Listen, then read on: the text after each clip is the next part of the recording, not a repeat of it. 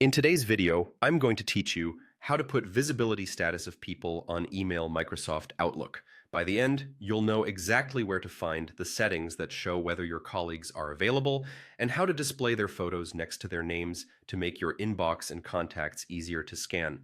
Start by opening the Microsoft Outlook desktop app. I'm using the classic Outlook experience here, which has the traditional ribbon and a File tab in the top left corner. Once Outlook is open, click File at the very top left.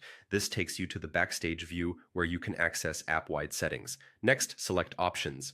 A new Outlook Options window will pop up. In the left panel of that window, click People. This is where Outlook keeps the settings for your contacts and how names and presence appear. Look for the section labeled Online Status and Photographs. You'll notice the setting called Automatically Display Online Status next to name is already checked. In the classic Outlook, this is the default behavior and typically can't be unchecked here. What this means is that Outlook will show presence indicators like available, busy, or away next to people's names when that information is provided by your organization's communication service. If that presence doesn't appear for you, it may be controlled by your company's policies or by whether your account is connected to a service that shares presence information. Right below that, you have two options you can choose to personalize your view. First, show user photographs when available.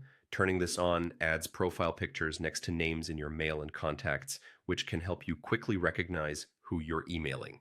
Enabling or disabling it requires restarting Outlook for the change to take effect.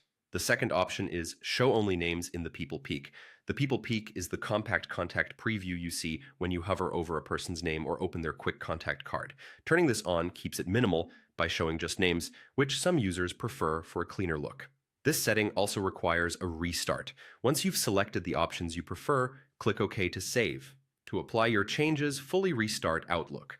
A quick tip: make sure Outlook is completely closed, including the icon in the system tray if you see one, before opening it again. That's it. Your visibility status and display preferences are now set.